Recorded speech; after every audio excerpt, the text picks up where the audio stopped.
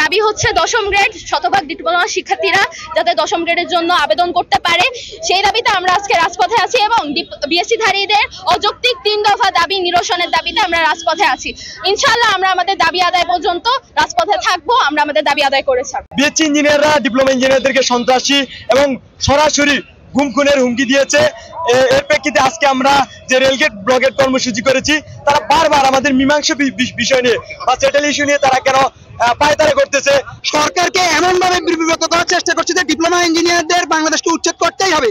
তাদের অযৌক্তিক দাবিগুলো হচ্ছে তারা ডিপ্লোমা প্রকৌশলী, দশম গ্রেড তাদের জন্য সরকার কর্তৃক গ্রাজুয়েট, তারা এখানে ডিপ্লোমা ইঞ্জিনিয়ারদের প্রমোশন ঢুকতে যাচ্ছে। এখানে এসেছিল আমাদের পলিটেকনিক ইনস্টিটিউট, কম্পিউটার ইনস্টিটিউট সহ প্রকৌশলীর সাথে যুক্ত যে প্রতিষ্ঠানগুলো আছে তাদের এখানে একটা অবস্থান কর্মসূচি ছিল।